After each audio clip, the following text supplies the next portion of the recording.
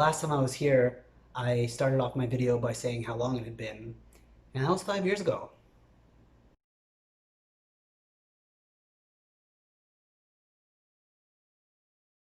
Hey guys, thank you so much for clicking on this video. I really appreciate it. Why the hell am I here?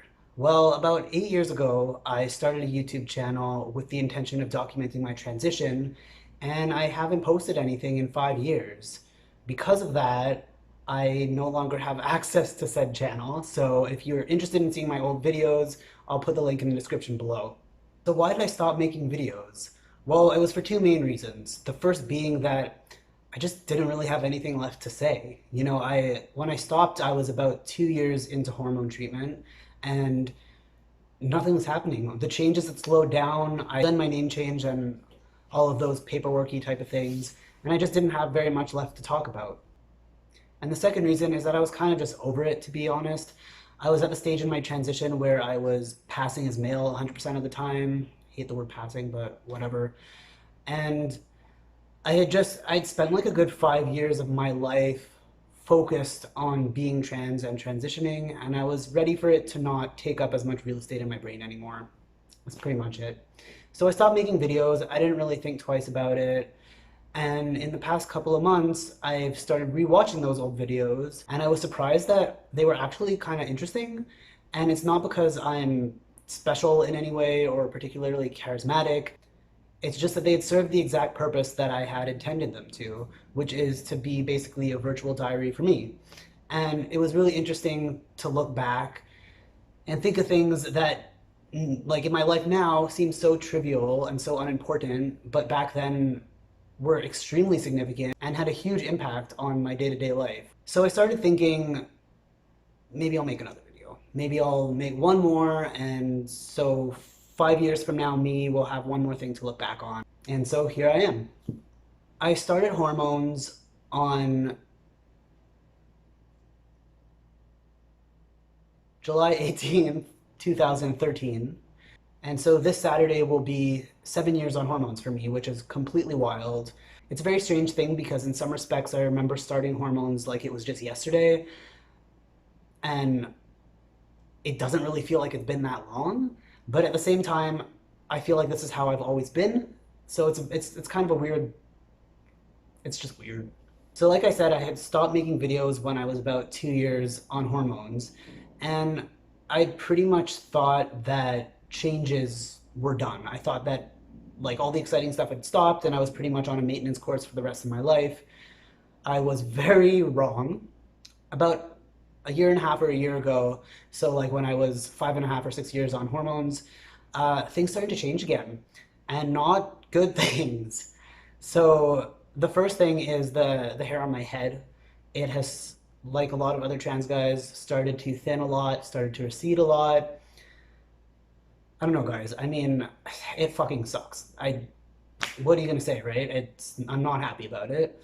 And it's annoying because when I first started hormones, the information that was spreading around was that if you wanted to get a good idea of what your hair would look like later in life, you could look at the paternal side of your family. Well, my dad had great hair. It was very dense, very thick until he was at least 60. So I didn't really think that that was true, but I kind of hoped that it would be, and that would ensure that I would have hair. And I actually did used to have good hair, but it's taken a turn. So I mean, it's like, it doesn't look bad now. If you just met me, you wouldn't, I mean, you probably wouldn't think that I was losing my hair, but I see it. I think my friends see it. I haven't really talked to anyone about it because I don't want to know their honest opinion. But like, there's like this area is starting to disappear a bit. It's receded quite a bit. The front is becoming very, very thin. I could probably make a whole video about the options that I've looked into for hair loss, but the cliff notes is I don't think that Rogaine or minoxidil or any of those type of treatments are going to be a good option for me because of medical reasons. So there's not much I can do to prevent hair loss at this point. It's kind of going to be a once it's gone, what do I do type of scenario. So I mean, for now, I'm just trying to enjoy it while it's still around, and when the day comes that it really starts to get noticeable, I guess I'll have to make some decisions because I don't think I have the facial features to pull off a shaved head or a bald head. Let's be honest, got a big old nose. It's just too big for not having some balance up there. And so the second thing that I've noticed changing a lot is also hair related, but it's the hair on my body, which has gone in the opposite direction and decided to spread at a truly alarming rate. I'm not thrilled about this one either, guys. I don't love body hair on myself. It's something that I don't mind on other people. I even find it attractive on some other people, but for me, I don't like it. It makes me uncomfortable. I don't think it suits me, although it has spread into an entire suit of hair. But there's not a ton of options for that either. You can wax or shave or use something like Nair, but unless you're gonna get electrolysis, I mean, there's not really a way of slowing down body hair growth. And to be totally honest, I just think it's going to be too expensive to get electrolysis. I think by the time I'm at the point where I want to take a semi-drastic measure like that, I'll have so much hair that it'll just be like the amount of treatments I'll have to have will just be, it's going to be too much. So there's not much that I could do about that. But it is what it is. I guess it's just something I'm going to have to live with. So that's pretty much it for changes 7 years down the line. Not too exciting, but I think that's par for the course. When I was watching some of my older videos, not only did I find them interesting, but I was actually reminded of how fun it was and how therapeutic it was to kind of voice my opinions and frustrations and just streams of consciousness out loud, and that even if nobody watched them, it was helpful for me. And I also remember that it was so much fun interacting with you guys, and that I had met quite a few people through YouTube back in the day, some of which have become lifelong friends. And I kind of miss that interaction. It's a really cool way of meeting people on the complete opposite side of the world that you would never have the opportunity to meet in person, especially with all this COVID nonsense.